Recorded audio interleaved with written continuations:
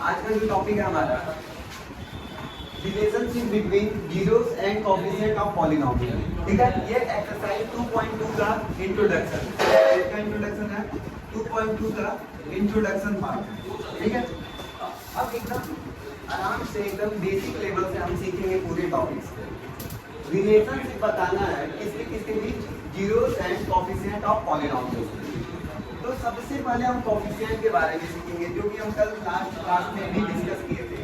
Coefficient क्या होता है ध्यान दीजिएगा, इसके बारे में एकदम छोटी सी बात करते हैं कि जैसे लिखा हुआ है 3x² + 4x + 6 = 0।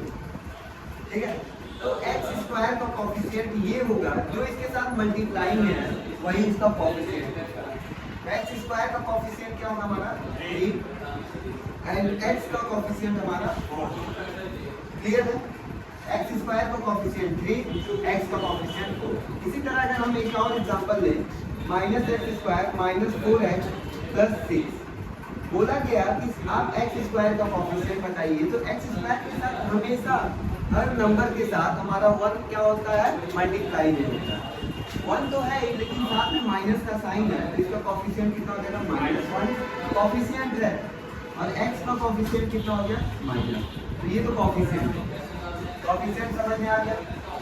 Zero of the polynomial, कि जीरो ऑफ द पॉलिनोमियल वो होता है कि जिसकी वैल्यू रखने पे हमारा जो पूरा इक्वेशन है वो जीरो होता है। जैसे कि बात करते हैं, एक हमारा इक्वेशन है 4x + 3। ठीक है, x की ऐसी वैल्यू रखने पे, x का ऐसा क्या वैल्यू रखते कि हमारा पूरा इक्वेशन किसके बराबर आ जाए, जीरो के बराबर आ जाए, वही जीरो ऑफ द पॉलिनोमियल। तो क्या रखेंगे, तो देखिए 4x = क्या हो गया -3 और x = -3/4। अगर हमने x की वैल्यू -3/4 रख दिया तो ये इक्वेशन क्या हो जाएगा, जीरो हो जाएगा। तो इसी को zero of the polynomial, x की किस वैल्यू के लिए हमारा पूरा इक्वेशन क्या हो जाए, जीरो हो जाए, वो हमारा जीरो ऑफ द पॉलिनोमियल है। ठीक है, पूरी बातें समझ में आ गया। अब हम बताएंगे आप लोग को कि दोनों में रिलेशनशिप क्या होता है, किसकी किसकी बीच, relationship between zeros and coefficient of polynomial. ठीक है, अभी तक बातें समझ में आ गई। अब इसके बाद हम ये आगे बढ़ेंगे, तो यहाँ तक तो बताने की जरूरत नहीं है। अब इसके बाद की बात हम इम्पोर्टेंट बात, ठीक है, जिसको नोट करना होगा उसको हम बता देंगे कौन से पार्ट्स को आपको नोट करना है। अब ये रिलेशनशिप जो है zeros and coefficient of polynomial, ये तीन चीजों में देखा जाता है, तीन इक्वेशंस में देखा जाता है। एक हमारा लीनियर इक्वेशन में देखा जाता है, एक क्वाड्रेटिक इक्वेशन में देखना है, और एक क्यूबिक इक्वेशन में देखना है, जो क्लास 10 तक का सिलेबस है। किसके किसके बीच देखना है, लीनियर इक्वेशन में देखना है, क्वाड्रेटिक में देखना है, क्यूबिक इक्वेशन में देखना है। तो हम लाइन बाय लाइन तीनों को हम डिस्कस करते हैं। तो सबसे पहला हम किस में देखेंगे, लीनियर इक्वेशन में देखेंगे, लीनियर इक्वेशन में देखेंगे। तो लीनियर इक्वेशन में बात हम करते हैं, लीनियर इक्वेशन का जो फॉर्म होता है ax + b का फॉर्म क्या होता है, ax + b का फॉर्म होता है। और ax + b कब जीरो होगा, ax + b कब जीरो होगा, ये जीरो ऑफ द पॉलिनोमियल से पता चलेगा। ठीक है, ध्यान दीजिएगा। तो जैसे कि एक इक्वेशन से हम सारी बातें समझाते हैं, लिखा है हमारा 2x + 3 = 0। क्या ये एक लीनियर इक्वेशन है, हाँ है। कैसे पता चला, वेरिएबल्स का हाईएस्ट पावर क्या है हमारा 1 है, तो ये हमको पता चल गया लीनियर इक्वेशन। अब बात करते हैं इसमें कि लीनियर इक्वेशन तो है सर, तो x की किस वैल्यू पे ये इक्वेशन जीरो हो जाएगा। देखिए 2x = -3, x = ये मल्टीप्लाई में इधर आएगा डिवाइड में -3/2। सर x की वैल्यू अगर हम -3/2 रख देंगे तो ये इक्वेशन हमारा क्या हो जाएगा, जीरो हो जाएगा। बात समझ में आया, तब बात आगे बढ़ती है। ये तो हमारा हो गया जीरो ऑफ द पॉलिनोमियल कि x की किस वैल्यू के लिए इक्वेशन हमारा क्या हो गया, जीरो है। लेकिन हमको क्या पढ़ना है, कोएफिशिएंट ऑफ पॉलिनोमियल के साथ किस तरह ये रिलेशनशिप बैठाता है। तो ध्यान दीजिएगा, हम यहाँ पे ये लिख सकते हैं x बराबर माइनस, देखो ये -3 आया ना, ये प्लस था तो माइनस आया ना, लिख सकते हैं constant term minus constant term upon ये 2 आया है ना, 2 मतलब कि कोएफिशिएंट ऑफ x। देखो कॉफिशिएंट ऑफ x आया है ना, x का जो कॉफिशिएंट कितना है 2, वो नीचे आया है, तो कॉफिशिएंट ऑफ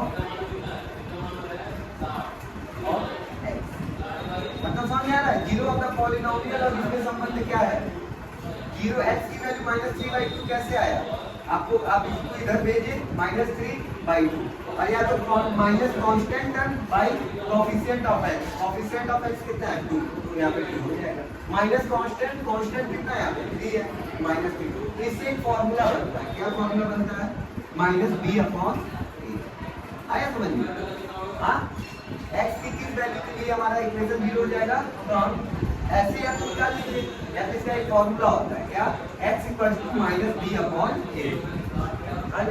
तो अब इसको हम अप्लाई करके दिखाते हैं डिफरेंट क्वेश्चन। तो एक ध्यान दीजिएगा, एक क्वेश्चन है हमारा 4x + 3, एकदम सिंपल का क्वेश्चन है, तो अगर हम सिंपल मेथड के द्वारा सॉल्व करें जो हम शुरू से सीखते आए हुए हैं छोटे क्लास से 6 से, तो हम 4x = -3 लिख देंगे क्योंकि प्लस है उधर गया -3, x = कितना हो जाएगा -3/4, बातें समझ में आ रही है, लेकिन हमें तो एक फॉर्मूला भी पता है, अगर लीनियर इक्वेशन है उसका x निकालना है, अगर जीरो ऑफ द पॉलिनोमियल है तो हमको एक फॉर्मूला क्या पता है x निकालने के लिए, सर -b/a कर देंगे तो हमारा आंसर आ जाएगा। तो हम देखते हैं भाई -b कितना है हमारा, ये देखो ये ax होता है और ये b होता है, तो b के सामने क्या है 3 है, तो 3 और a के सामने क्या है हमारा, देखो a के सामने 4 है, 4 है ना, समझ में आ रहा है, ये कल की क्लास में भी बताया गया, पुराना लेक्चर आप हमारा देख सकते हैं इंट्रोडक्शन, तो -3/4, तो आंसर देखिए यहाँ से भी -3/4 आ गया यहाँ से, तो दोनों को हम इस तरह प्रूफ भी कर सकते हैं। एक और लास्ट क्वेश्चन से हम एक और डील करते हैं, जैसे कि लिखा है 3x - 2 = 3, x की वैल्यू निकालना है, तो 3x = क्या हो गया 2 + 2, तो x = कितना हो गया 2/3। अब सर हमको फॉर्मूले से भी बता दीजिए सर, तो हम इनकी तुलना किससे कर दें, कंपेयर किससे कर दें, ax + b से कर दें, तो a हमारा कितना हो जाएगा सर 3 हो जाएगा और b कितना हो जाएगा 2 नहीं होगा -2 होगा, क्योंकि इसके साथ माइनस भी है, क्लियर है। तो अब यहाँ पे फॉर्मूला में रख दो x - b है ना, लेकिन b कितना है -2 है, 2 नहीं है -2 है, -2 और -b/a, ये कितना है 3, माइनस प्लस 2/, देखिए दोनों में कंपेयर। तो लीनियर इक्वेशन में जो रिलेशनशिप होता है zero and coefficient of polynomial में ये होता है, ठीक है। तो ये देखिए सिंपल सा इक्वेशन है, जीरो ऑफ द पॉलिनोमियल का, ये कोएफिशिएंट के साथ वाला रिलेशनशिप। तो यहाँ से अभी हम क्या सीखे हैं, जीरो ऑफ द पॉलिनोमियल, लेकिन ये लीनियर इक्वेशन के लिए रिलेशनशिप। अब इसके बाद हम लोग क्या सीखेंगे क्वाड्रेटिक इक्वेशन में, एंड इसके लास्ट में हम क्यूबिक इक्वेशन में हम समझेंगे, ठीक है। उदाहरण ठीक है। अब ध्यान दीजिएगा, लीनियर इक्वेशन हो गया, relationship between zeros and coefficient polynomial में रिलेशनशिप हम आपको लीनियर इक्वेशन का बता दिए। अब हम बात करते हैं क्वाड्रेटिक इक्वेशन का। किसकी बात करते हैं, क्वाड्रेटिक इक्वेशन। एकदम बेसिक से लेके अंत तक हम चलेंगे। तो सबसे पहली बात करेंगे क्वाड्रेटिक इक्वेशन क्या होता है, जो इसका स्टैंडर्ड फॉर्म होता है ax² + bx + c = 0। Quadratic equation का जो स्टैंडर्ड फॉर्म होता है ये होता है ax² + bx + c = 0। अब ध्यान दीजिएगा, जैसे कि यहाँ पे अगर हम कोई इक्वेशन ले ले, लिख ले x² + 12x + 36 = 0, ठीक है। तो ये हमारा एक क्वाड्रेटिक इक्वेशन है ना, इस फॉर्म में है। यहाँ पे a कितना होगा, तो x² के साथ कोएफिशिएंट में क्या है हमारा 1 है, तो 1 हो गया। b कितना हो गया भाई हमारा 12 हो गया। c कितना हो गया 36। बात समझ में आ गया। यहाँ पे हम कैसे क्वाड्रेटिक इक्वेशन सॉल्व करते हैं, तो आप लोगों को सारे बच्चों को पता होगा, क्लास 9 में ही हम लोग मिड टर्म स्प्लिटिंग करते हैं। क्या करते हैं, मिड टर्म स्प्लिटिंग करते हैं। जिसको नहीं पता है उसको हम आगे की क्लास में भी बता देंगे, लेकिन अभी थोड़ा सा कोशिश करते हैं आप लोग भी सीखिएगा। पहला स्टेप ये होता है, स्टेप फर्स्ट a का मल्टीप्लाई c में करते हैं। a का मल्टीप्लाई किसमें करते हैं, c में। तो a का मल्टीप्लाई जब c में करेंगे तो कितना आएगा 36 आएगा सर, हाँ क्लियर है। फिर 36 का हम क्या करते हैं, फैक्टराइजेशन करते हैं। सेकंड स्टेप फैक्टराइजेशन करेंगे तो कितना आएगा, देखिएगा आया, तो कितना है भाई 2 × 2 × 3 × 3 अब इसका यूज करके ऐसा मल्टीप्लाई करो कि 36 आए और ऐसा एडिशन करो कि 12x आए। बात समझ में आ रहा है? 12 आए, यही मिड टर्म को तोड़ना है। ऐसा मल्टीप्लाई करना है कि 36 आए और ऐसा ऐड करना है कि 12 आए। तो देखो 2 और 3 6 और 2 और 3 6 का मल्टीप्लाई अगर 6 में करोगे तो 36 आएगा और 6 को 6 में ऐड करोगे तो कितना आएगा? 12 आएगा। तो ये मिड टर्म स्प्लिट हो गया। कैसे? 6x plus 6x। इसके बारे में और बेहतरीन तरीके से हम बात करेंगे आगे। तो हम ये लिख सकते हैं x square plus 6x plus 6x plus 36 equal to 0। हो गया? अब क्लास 9 के सीख चुके, इसलिए हम ज्यादा डीप में ले जा रहे हैं। दोनों में कॉमन क्या है हमारा? x, तो x प्लस 6 होगा। यहाँ पे x कॉमन है दोनों में, तो x यहाँ से निकल गया और यहाँ से 6 हो गया। हो गया? इन दोनों में क्या कॉमन है? 36 6 into 6 होता है और यहाँ पे 6 है, तो क्या कॉमन है? 6।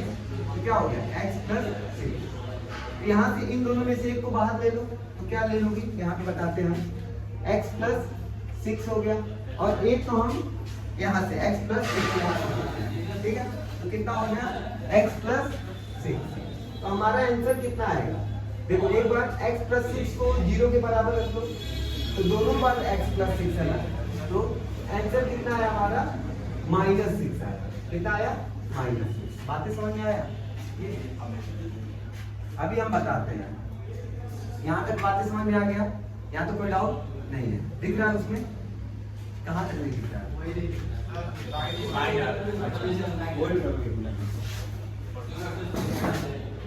इधर वाला बोर्ड नहीं आ रहा है। यहाँ तक हो गया? ठीक है, वीडियो स्टार्ट हुआ है कि वीडियो स्टार्ट हुआ है, ठीक है। तो यहाँ तक स्टार्ट हो गया। यहाँ देखो x बराबर कितना हो गया? -6। ये हमने जीरो ऑफ द कोएफिशिएंट निकाल दिया। क्या निकाल दिया? जीरो ऑफ द कोएफिशिएंट निकाल दिया। अब इसका रिलेशनशिप किसके साथ बताना है? कोएफिशिएंट ऑफ पॉलिनोमियल से। तो ध्यान दीजिएगा, इसका एक फॉर्मूला होता है। फॉर्मूला क्या होता है? Alpha plus beta equal to क्या होगा? -b/a। ठीक है। अब सोचेंगे सर अल्फा और बीटा क्या होता है? सर अल्फा और बीटा क्या है? अल्फा और बीटा हमारा क्या होता है? ये जीरो ऑफ द पॉलिनोमियल है। ये क्या है हमारे? Zero of the polynomial. मतलब सर ये क्या होता है? जीरो ऑफ द पॉलिनोमियल क्या होगा? मतलब x की जो वैल्यू आपने निकाली है मिड टर्म स्प्लिटिंग करके, तो x की कितनी वैल्यू निकली? 2 वैल्यू निकली और दोनों की वैल्यू कितनी आई? -6 एक -6 अल्फा होगा, एक -6 क्या होगा? बीटा। बातें समझ में आ रही है? यही क्या होता है? अल्फा और बीटा हो गया। अल्फा और बीटा को एक टर्म और बोल सकते हैं, जीरो ऑफ द पॉलिनोमियल बोल सकते हैं। बातें समझ में आ रहा है? अल्फा और बीटा को क्या बोल सकते हैं? Zero of the polynomial. ठीक। जब अल्फा और बीटा को जोड़ेंगे तो हमारा एक फॉर्मूला बनता है -b/a। तो आप चेक करते हैं कि सर ये सही है कि नहीं सही है। तो दोनों पॉलिनोमियल को जोड़ो, दोनों को जोड़ेंगे तो कितना आएगा? दोनों को ऐड करेंगे तो कितना आएगा? दोनों को ऐड करेंगे तो कितना आएगा? दोनों को ऐड करेंगे कितना आएगा? देखो -6 एंड -6 कितना आएगा? -12 आ गया। दोनों को ऐड किए तो कितना आया? -6 एंड -6 और फॉर्मूले में रख लो। फॉर्मूले में कितना आएगा? देखो -b कितना होगा? 12 है ना b, -b 12 और a कितना है हमारा? देखो a कितना है? 1। देखो तो x ऐसे भी हमारा अल्फा प्लस बीटा कितना है? फॉर्मूले से किया जा सकता है और ऐसे। क्लियर है? बातें समझ में आया है कि आप अल्फा और बीटा जो x की 2 वैल्यू निकली है उसको जोड़ोगे तभी -b आ रहा है, या तो आप फॉर्मूले में लगा दो -b/a तभी। -b कितना होगा? 12b है, -12 और a कितना हमारा? 1। तो अल्फा प्लस बीटा -b/a हमारा प्रूफ होता है कि नहीं? प्रूफ हो गया। अब इसी तरह हम अल्फा इंटू बीटा भी लेते। मतलब क्या होगा? जो हमारा क्या है, इसको हम क्या बोल सकते हैं? जीरो ऑफ द पॉलिनोमियल का मल्टीप्लाई। जो हमारे 2 वैल्यू निकले हैं उनका मल्टीप्लाई। तो इनका मल्टीप्लाई कितना होगा? मल्टीप्लाई करते हैं -6 इंटू -6 कितना होगा? +36 माइनस प्लस होता है +36 और इसका फॉर्मूला भी होता है C बाई A होता है। C हमारा यहाँ पे कितना है देखो 36 और A कितना हमारा 1, तो हम यहाँ पे इस तरह लिख सकते हैं 36 बाई 1। बातें समझ में आ रही है आप सारे बच्चों? तो इससे क्या आपको मिला, इससे आपको ये मिला कि हमारा जीरो ऑफ द पॉलिनोमियल और कोएफिशिएंट ऑफ पॉलिनोमियल दोनों के बीच क्या हो गया, रिलेशनशिप मिल गया कि अगर हम जीरो ऑफ द पॉलिनोमियल को ऐड करते हैं, मतलब x की दोनों वैल्यू को ऐड करते हैं अल्फा प्लस बीटा को, तो किसके बराबर होगा -b/a, और अल्फा इंटू बीटा भी करते हैं तो किसके बराबर होगा c/a के। तो यहाँ से हमारा ये पूरा कॉन्सेप्ट क्या होता है, खत्म होता है। इस पे कुछ और एग्जाम्पल से हम आगे बढ़ेंगे, एक दो और एग्जाम्पल के साथ आपको डील कराएंगे कि कैसे होता है, ठीक है? तो यहाँ पे बातें समझ में आया तो नोट कर लीजिए। समझते हैं अपने दूसरे एग्जाम्पल से कि हम कैसे सॉल्व कर सकते हैं, ठीक है, और इन दोनों में कैसे रिलेशनशिप बता सकते हैं। तो सबसे पहले x की किस वैल्यू के लिए ये पूरा इक्वेशन जीरो हो जाएगा। जब भी x स्क्वायर है क्वाड्रेटिक इक्वेशन है तो x की कितनी वैल्यू मिलेगी 2 वैल्यू, ये तो हम करते हैं। मैक्सिमम वैल्यू कितनी मिलेगी 2 वैल्यू। तो हमने कल के भी क्लास में इसके बारे में ध्यान देंगे। पहला काम क्या करते हैं, 1 का मल्टीप्लाई a का मल्टीप्लाई c में करते हैं, तो लगभग 8 आएगा -8 आएगा। 8 का हम फैक्टराइजेशन करते हैं, कितना आएगा 2 4 आ गया। अब मिड टर्म स्प्लिटिंग करेंगे, ऐसा हम मल्टीप्लाई करें कि -8 आए और ऐसा हम ऐड करें या सब्ट्रैक्शन करें -2 आए। तो ध्यान दीजिएगा यहाँ से अगर हम 4 लेके चले -4 इंटू 2 करें, -4 इंटू 2 -8 आएगा, और -4 और +2 कितना आएगा -2 आएगा। तो मिड टर्म स्प्लिट हो गया, कैसे हुआ -4 और +2x। तो अब देखो x square -4x plus 2x -8 equal to 0, ये मिड टर्म स्प्लिटिंग है जहाँ से x की वैल्यू मिलती है, x की दो वैल्यू मिलती है और जीरो ऑफ द पॉलिनोमियल मिलता है, मतलब अल्फा और बीटा मिलता है। क्लियर बात समझ में आ रहा है? तो यहाँ पे x कॉमन है तो क्या मिला x -4, और यहाँ पे क्या कॉमन है 2 कॉमन है, क्या मिला x -4। यहाँ से एक निकाल लो x -4 हो गया, यहाँ से एक निकाल लो x +2 हो गया। तो एक बार इसको 0 के बराबर रख लो, x +2 = 0, तो x बराबर -2, और एक बार इसको 0 के बराबर x -4 बराबर 0, x बराबर कितना हो गया 4। x की दो वैल्यू मिली, x की कितनी वैल्यू मिली 2, एक -2 मिला, एक 4 मिला, यही हमारा अल्फा और बीटा है। अभी हम लोग रिलेशनशिप पढ़े हैं कि सर अल्फा प्लस बीटा जो होता है -b/a होता है, क्या होता है अल्फा और बीटा जो होता है, अल्फा प्लस बीटा क्या होता है हमारा -b/a होता है। बातें समझ में आ रही है? तो -b, तो देखो आप यहाँ पे a देखेंगे तो हमारा कितना है 1 है, b कितना है भाई, बंद कर दो यार, बंद करवाओ,